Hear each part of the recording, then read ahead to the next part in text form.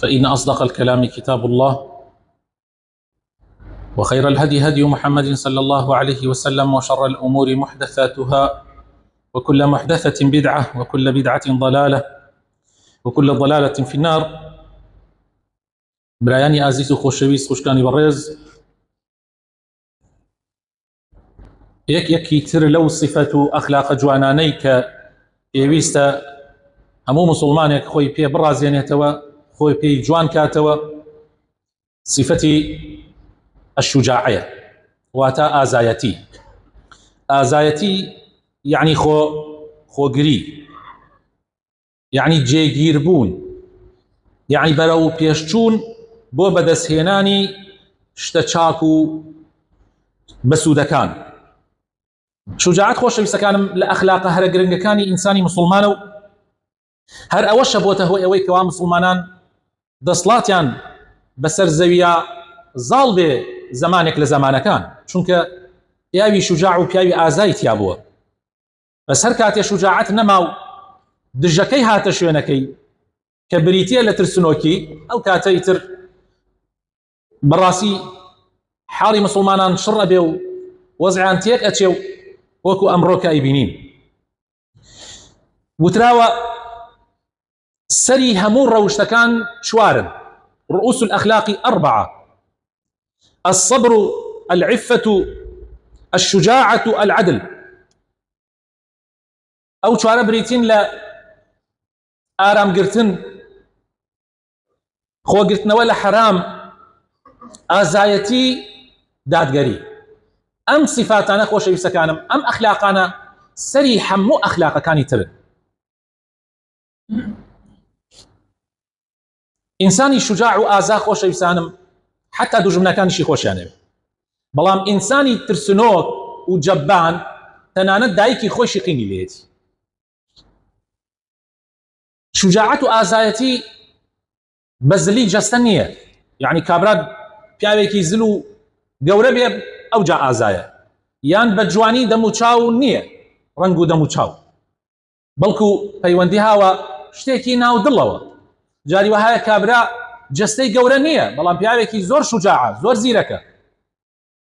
ڕەنگی جوان نییە، بەڵام پیاوێکی زۆر بەجەرگە. شجاعەت تەنها ئەوە نییە لە کردارە دەرکەوێت، یعنی لە جەنگا دەرکەوێت. جاری وهەیە ساڵانێک تێئەپەڕێ و جەنگ تووشی خەڵکی نایە، ئەو کاتە نازانرێ یعنی کێ شجاعە، نا، بەڵکو شجاعەت جگە لەوەش وتنی قسەی حەقە، ئەمر بە چاکەکردنە، نەهی لە خراپەکردنە، و هەروەها دەرخستنی ڕەئی و بۆچوونی خۆت لە شوێنی خۆیان. وای پەروەردگار لە قورئانی پیرۆزە فەرمێ: إن الذين يكتمون ما أنزلنا من البينات والهدى من بعد ما بيناه للناس في الكتاب أولئك يلعنهم الله ويلعنهم اللاعنون. بالراسي أو كساني كديني إخوة أشار النواد دعاء وإخوة تعالى ناردوت إخوة وروني كردوتوا أوان أرون أي شارنوا أوان بري لعنة نفرتي إخوة پروردگار أكون، وبري نفرتي نفرت ليكراوة كاني شكون، چونك أو نفرت ليكراوة نبهوي أمانوا بري نفرت كوتن، چونك أمان دينك يعني وكو خوي نجان. جاء أمجا إخوة تعالى لدعاء وأفرمي، طبعا ما سورة بقرة آياتي 150 160 دعاء وإخوة تعالى فرمي: إلا الذين تابوا وأصلحوا وبينوا فأولئك أتوب عليهم وأنا التواب الرحيم. شي كسي بريء أم جناح ناكبه، أو كساني كوا توبة أكن، أو عالم زانياني كتوبة أكن، تنها توبة كردناك أوش نية بلي أو خوايا توبة، نا، وخوي شاكك وحقش در أخات، وبينوا حق بو خلقي در أخات، أو أنا خوي تعالى ليان خوش به. كوابو أم آية فيري أو معناك كوا إنسان شجاعته آزايتها به لا دربريني الرأي وبوشوني خوتا. لا حديثي صحيحة هاتوا في غمري خواء فرمي صلى الله عليه وسلم: أفضل الجهاد كلمة عدل، لروايتك حق عند سلطان جائر أو أمير جائر. باشترين جهاد يان قورترين جهاد ليلة نيفرمو أويك شرشم شيركي، نفرموي قورترين جهاد أويك إنسان قسيكي حق بك، قسيكي داد قريب كلا لاي كاربدستيكي ظالمة، وتني قسي حق قورترين جهادا. لحديث صحيحة هاتوا في غمري خوشوي صلى الله عليه وسلم أفرمي سيد الشهداء حمزة بن عبد المطلب، سيدي شهداء قوري شهيد كان حمزي كري عبد المطلب كأمز قوتي خمان بناوي أو نداوة. والرجل طبعا ما مي في غمر بو صلى الله عليه وسلم ولا في ناوي إسلام الشهيد بو. ورجل قام إلى إمام جائر فأمره ونهاه فقتله. وهيك كتريش لقل إمام حمزة أويش أبيبا سيدي شهداء كسيكك برامبر بكار بدستيكي ظالم أو استيتو أمري بيكاو قد غيريكا، يعني أمري بيكا بتشاكو قد غيشي ليكا لخرافة جاء أويش طبعا زور بكار بدستان خويان ناقرن كاتيك برامبريان بو استيتو شكا أوان خلق كردوان يتي فرعون دائما أوان بايان تيكراوا وأزان أوان زور لو قورتن كخل رخنيان لي بقري يا خلق ريقان بي بشاندا بويا زور جار اگر بويان بكري حر ريقايك للريقا كان دوزنو بولا ناو بردني او كسا جا هر كسيك لبيناوي اويا بكجري اويش لقل امام حمزة يا سيد الشهداء. خوي تعالى بولاي فرعون في غمر موسى وفي غمر هاروني نار وخوي تعالى فرموي بنرمي خسي لقلاب كان والريقاي حقي في بشاندن بلام فرعون زور سركش بو زور نقبت بو يترلق يكي لق سكانيا وتي من خوا قوركي ايوه يعني قيشت او حدا جاء شون ابي ايوه لقسي من درشن موسى عليه السلام بي فرمو واني لاظنك يا فرعون مثبورا براسي فرعون من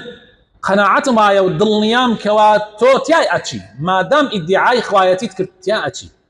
هر کسی ادعای خوایتی کرده به تیات شو بویا تو تیات شو بری لعنتی خواه کبی لبرانبر فرعون لبرانبر خواه ام قصی کرد وشجاعت و آزایتی خوش ویسکان نهێنی مانەوەی مرۆڤایەتیە لەسەر زەویە ژیان بەهۆی ئازایەتیەوە بەردەوامە ئاوەدانی بەهۆی ئازایەتی کەسانێکەوە بەردەوامە ئەبوو بەکری سدیق کاتی خالدی کوڕی وەلید ئەنێرێ بۆ جیهاد پێی ئەفەرمێ احرص على الموت توهب لك الحياة فەرمووی تۆ سوور بە لەسەر شەهید بوون لە پێناوی خوایە خوای تەعالا ژیانت پێ ئەبەخشێ. خالد سەد جەنگی کرد لە جەنگا نەکوژرا بەڵکو لەسەر جێگا وەفاتی کرد. معنای وایە ئازایەتی مەرج نییە هەر کەسێ ئازا بێت ئیتر بکوژرێ جاری وا هەیە ئازایە و نایشکوژرێ. ترسنۆکی صفاتی منافقەکانە بەڕێزان پێغەمبەری خۆشەویست صلی الله عليه وسلم لە زۆر شوێنی سنەتە هاتووە کەوا پەنای گردۆتە خوا لە ترسنۆکی. اللهم إني أعوذ بك من البخل خوایە پەنات پێ ئەگرم لە چروکی و لە ڕێزیلی و لە پیسکەی وأعوذ بك من الجبن خوایە پەنات پێ ئەگرم لە ترسنۆکی و لە جەبانی وأعوذ بك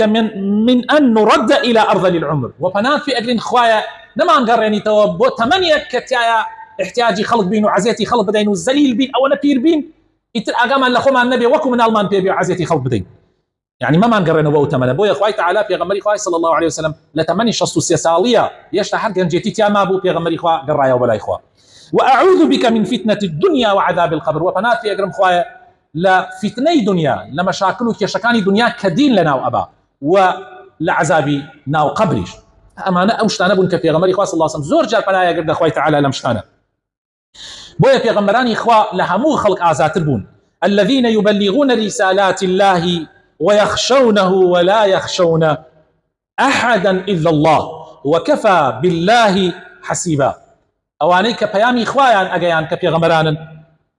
تەنها لە خوا ئەترسان لە کەسێکی تر نەئەترسان جگە لە ئەڵڵا نەبێ و تەنها خوایش بەسە بۆ ئینسان کەوا یارمەتی دەر و پشتیوانی بێ. وصحابەکان ئەیگەڕنەوە ئەڵێن پێغەمبەری خوا صلی الله عليه وسلم كان أشجع الناس لە هەموو کەس ئازاتر بووە. حتى ئیمامی عەلی ئەگەڕێتەوە ئەفەرمێ ئێمە لە کاتی جەنگەکانە ئەگەر زۆر حاڵمان خراپ بوایە ئیتر دژمن زۆری پێ بهێنایەن خۆمانە داوە باڵی پێغەمبەری خوا صلی الله عليه وسلم. يعني ئەو وەکو قەڵغانی پێ ئەهات بۆ مسلمانان و شەوێکیان دەنگێکی گەورە هات خەڵکی مەدینەی ڕاچەڵەکان ئیتر خەڵکەکە هەڵسان و هەرێکێ بەلایەکە تەماشایان کرد پێغەمبەری خوا صلی الله عليه وسلم بە سواری وڵاخێک لدور وهاتو فرموي مترسن هيك نيه يعني بيغمر حتى اوان هلصان برو نزام شيء بيغمر اخوان لولا وهاتو ولا غزوي ذات الرقاع خوش يسكن مسلمانان زور ماندوبون دنیاش زۆر گەرم بوو هەر یەکێک ئاوایەک و دوان بڕێ دار هەبوو جێگەی یەک نەفەری ئەکردەوە هەر یەکی یعنی جێ یەک نەفەر تر سەحابەکان دابەش بوون پێغەمبەری خوا صلی الله علیه و سلم چۆپاڵ دارێک و شمشێرەکەی کردە بەقەی دارەکەیە کاتێکی زانی کابرایە کاوەبان سەریەوە لە کافرەکان بەدوایانە هاتووە بۆ کوشتنی پێغەمبەری خوا صلی الله علیه و سلم و شمشێرەکەی پێغەمبەری هەڵ کێشاوە و خستوویە سەر سێنگی پێغەمبەری خوا وتی ئیسە کێ لە دەستی من نەجات دەدا ئەی محەممەد پێغەمبەری خوا صلی الله علیه و سلم بە ئەو پڕی ئازایەتیەوە فەرمووی الله لە دەستی تۆ ڕزگار مەکە ئەڵێ کابرا دەستی هاتە لەرزین و شمشێرەکە لە دەستی کەوت و پاشان پێغەمبەری خوا کردی دەستەوە فەرمووی ئیسە کێ تۆ لە دەستی من نەجات دەدا ئیتر کابرای دەستی کردە لە ئەڵکانەوە و وعدی بە پێغەمبەر دا صلی الله علیه و سلم حتا ماوە بەس بەرەڵای کە حتا ماوە دژایەتی موسڵمانان نەکرد لە غەزای حونەینە سوپای ئیسلام زۆر بوون لەو کاتە بە حیاتی سوپای ئیسلام 12000 نەبووە لەو جەنگە سوپای مسلمانان 12000 بوون حتا هەندێکیان لە خۆیان بایی بوون لە مسلمانان ڕۆیشتن بۆ طائف کە ئەهلی طائف ئەو کاتە کافر بوون بۆ ئەوەی بیان هێنە سەر ڕێگای ئیسلام بەڵام ئەوان کەمینێکی گەورەیان بۆیان دانابوو ئەو 12000 بوونە کەمینێکی زۆر گەورەوە لەولاوەوە تیرباران کران حاڵەکە زۆر خراپ بوو ئیتر کەس نەما ڕانەکە تەنها پێغەمبەری خوا نەبێ صلی الله عليه وسلم و ئەو کەسەشی کە خزمی خۆی بوو ڕەشمەی حوشتەکەی پێغەمبەری کرد بوو لە شەرمان ڕای نەکرد چونکە ئەو ڕەشمەی حوشتەکەی پێغەمبەری کرد هەر هەمووی ڕای کرد بەڕێزان هەر هەمووی ناڵێم فلان ڕای نەکرد فلان هەر هەمووی ڕای کرد ئەوە وەزعەکە زەحمەت بوو حتا خوای تعالی لە قورئانی پیرۆزە باسی ئەو موقفە ئەکا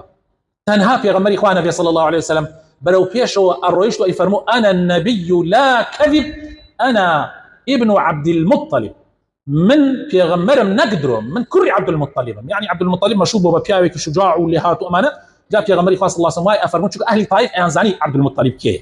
بۆیە وای ئەوت پێغەمبەری خوا صلی الله عليه وسلم و ئەمجا بە ئەو کەسە بە عەباس کە لەگەڵ بوو فەرمووی عەباس هاوار بکە لە ئەنصار بانیان لێ بکە بڵێ پێغەمبەری خوا صلی الله عليه وسلم بانگتان لێ بکە ئیتر عەباس بە دەنگێکی بەرز بانگی کرد چونکە پێغەمبەری خوا دەنگی ئەو عەباس بەرز نەبوو بە دەنگێکی بەرز فەرمووی ئەنصار کوا بەیعەتەکەتان کوا وعدەکەتان کە بە پێغەمبەر داتان ئەڵێ کاتێک بەریان کرد لە دواوە تەماشایان کرد پێغەمبەر کەوتوتە ناوڕاستی کافرەکان و لە هەموو لایەکەوە بۆی هاتوون ئەوان وەکو چۆن ئەڵێ حیوانێک مەسەلەن بۆ نمونە بەچکەکەی لە شوێنێکە گیر بکا و چۆن بۆی ئەگەڕێتەوە تاوی بۆدا ئەڵێ ئەو ئەسحابانە ئاوە کە پێغەمبەریان بینی لەو حاڵەتە گەڕانە دواوە و کەوتنە ناو تەنها 200-300 نەفەر گەڕانەوە لەوانەی کە ئەنساری بوون جێیشی کافرەکانیان شکان ئەو هەموو جێشە بە 12000 نەشێکیان بران و ڕایان کرد بەڵام ئەو 200 کەسە چونکە بە جدی گەڕانەوە بە ئازایەتیەوە گەڕانەوە توانیان سوپای کافرەکان بشکێنن و سەرکەوتنێکی مەزن تۆمار بکەن داواکارم لە خوای پەروەردگار بخاتە ناو جوانەکانی خۆی ڕەحمان پێ بکات یا ڕەبی خوایە هەر سیفەتێکی جوان و چاک هەیە یا ڕەبی لە ناومانە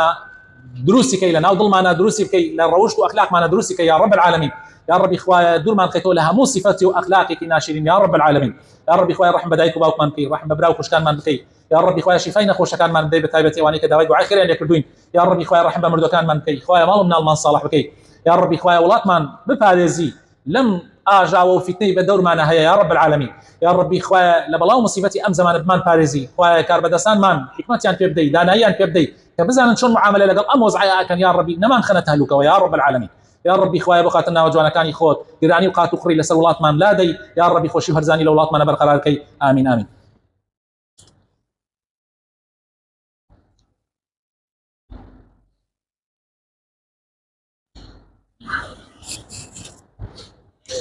آمين آمين الحمد لله رب العالمين والصلاة والسلام على رسول الله الأمين وعلى آله وصحابته أجمعين يا أيها الذين آمنوا اتقوا الله حق تقاته ولا تموتن إلا وأنتم مسلمون أما بعد خوش يسكان طبعا شجاعات خوش يسكان لبيني دو أخلاقها يكي كان زيادة الروي يكي كان يشل الروي زور جار من أمام عرض كردون ناو راس دائما ما مناون في إسلام لقل ما مناون داير حتى للروش تكانشا أو أخلاقيك زيادة الروية لحد شو هلشي هني كسي وأزان هلشي شجاعته آزاية بتايبت لنا ومجتمعي كمان وأزان كسي خويتو ركضو هلشبيو هەر کەسێک قسەیەکی لەگەڵا کرد یەک قسە بکاتە چقۆیەوە بکاتە دەمانچەیە و خۆی تووڕەکا و جمێن بدا و ئەمانەوە ئازایە ئەوە لای خەڵکۆتە ئازا ئەو ئەخلاقە طبعا ئەوە زیادە ڕەوی ئەوە هەڵەشەیی پێ ئەوترێ پێی ناوترێ شوجاعەت ولەو لایشەوە ئەوە کەی تریشمان هەیە کە پێی ئەوترێ ترسنۆکی شوجاعەت لەو بینەیە شوجاعەت ئەوەیە کە ئینسان هەر کارێک ئەکایان هەر گفتارێک ئەڵێ حسابی بۆ ئەکات خۆی ناخاتە مەواقفێکەوە دوایی تەنازولات بدا هەنێ کەسمان هەیە مەسەڵ قسە زۆرەکە خۆ قسەکردن هەروە حەساو نییە تۆ قسە بکەی هەنێ کەسێک قسە ئەکا جوێن بە ئەمەدا جوێن بە ئەوەدا دوای ئەمجا مەجبور ئەڕات دەستیان ماچەکە و تەنازول بدە ئەمە لە چی نە جوێن بدە و نە تەنازول بدە هەنێ کەسێ مەسەلەن شەڕێک ناتەوە لەگەڵ ڕەکەکە شەڕێک ناتەوە خەڵکە بەڵام دوای ئەڕات سوڵحەکا و هەیە زەلامە کوژێ دوای ئەمجا پەشیمانە و نازانێت چی بکات چونکە ئەمە گشتی هەڵەشەییە و پێی ناوتری ئازایەتی ئەو کەسانەی کەوا بن ئەوە هەڵەشەن خۆشەویستەکان هەڵەشە دائیمەن جسمی کارەکە نەک عەقڵی بەڵام ئازا ئەوەیە کە عەقڵی کار بکە یعنی بە عەقڵەوە بە حیکمەتەوە کار بکە ئەو کەسانەی کە ئازان ئەجەنگن ڕاناکەن ناترسن بەرامبەر بە دژمن بەڵام حەساباتی هەموو شتێکیان کردووە خۆیان تووشی شەڕێک ناکەن کەوا بیدۆڕێنن بەڵکو شەڕێک ئەکەن کە لە مستەوای خۆیانە بێ و بتوانن سەرکەون تایە بەڵام دائیمەن هەڵەشەکان دەستێکەوە شوێنێ بۆکسێکەوە شوێنێ دوای ئەوە ڕاکە خۆیدا تەپاڵی خەڵکی تر ئەمە طبعا لە ئینسانەکانە هەیە جار وایە لە کۆمەڵگەکانی شەوایە سە وڵات وا هەیە دەستێکەوە شوێنێ دوای ئەمجا هاوارەکە بوونگرن و فریان کەون و فتعدام لێکە ئێ بابە بۆ لە ئەوڵە بۆ دەستەوە شوێنی کە توانات نیە بەرامبەری دوژمن دوێستەوە بۆیە ئینسانی ئازا ئەوە نییە هەڵەشە بێ و ترسنۆکیش نییە هەلەو بینە هەروەها لە قسەکردنی شاوەکو وتمان هەیە قسە زۆر ئەکات قسەکانی وەکو تیر وایە قسە بە ئەمەکە بە ئەوەکە بە ئەوەکە بە ئەوەکە بەڵام حەساب بۆ قسەکانی ناکا و دوایی ناچار ئەبێ تەنازولاتی زۆر ئەکا چونکە قسەکانی لە جێی خۆیان نەبووە قسەکانی بیری لێ نەکردو دەکاتێ وتێتی ئاگای لە دەم خۆی نییە کاتێ قساکە بەڵام ئینسانی عاقڵ قسەش ئەکات بەس قسەکانی لە جێی خۆیایەتی قسەکانی ئەو قسەیەک ئەو قسانە نییە کەوا پەشیمانی لە دوابێ وتراوە ئەڵێن ئازا ئەو کەسەیە کاتێک کە کەسێکە کەوێتە ناو ئاوێک ئەم یەکسەر تاو ئەدا و دەریەکە نایە لە بخنکێ بەڵام کە سەیری کرد خۆی مەلەوانی نازانێ و یەکێکیش کەوتە ئاو طبعا کە خۆت ئەوە دێتە ناو ئاوەکەت لەوە چی هەڵەشەکان زۆر جەڕوا بکەن کاتێ بینێک مەسەن برایەکی کوڕێکی خزمێکی کەوێتە ناو ئاو خەریکە ئەخنکێ ئەمیشتر خۆی پێ ناگیرێ هەڵەشەیە یەکسەر خۆی هەڵەداتە ناو ئاوەکە ئەمیش خنکێ لەگەڵێ چەند جارە مەمانە بینیە لە جاتیەوە یەک کەس بخنکێ دوو سێ کەس خنکاوە چونکە ئەوان مەلەوانیان نەزانێ و هەڵەشەش بوون و خۆیان هەڵداتە ناو ئاوەکە بەڵام ئەو کەسانی کە عاقڵ و زیرەکن و ئازان هەوڵ ئەدەن کاتێک ئەگەر مەلەوانی زان خۆیان هەڵەدەن و ڕزگارێکن ئەگەر نەیانزانێ وڵدەن ڕێگەی تر ئەدۆزنەوە نەک ئەمیش بخنکێ لەگەڵ ئەوە ئەمەیە مەسئلەی هەڵەشەی زۆربەی خەڵکی لای ئێمە وا تێگەیشتۆ هەڵەشەی ئازایە ئەڵێ فڵانە کەس بۆ نازام چی نەکرد ئەو خوا ئەگەر ئازا بۆیە وایە ئەکرد بابە تۆ ئەمە تووشی هەڵەشەی ئەکەی چونکە ئەو ئیشەی وا تۆ هانیە دەی وا بکاوە پێی ناوترێ ئازایەتی پێی ئەوترێ هەڵەشەی تەهەور بە عەرەبی پێی ئەوترێت تەهەور شجاعت تهور نية والجبن نية على وينه بين التهور والجبن يكون الشجاعة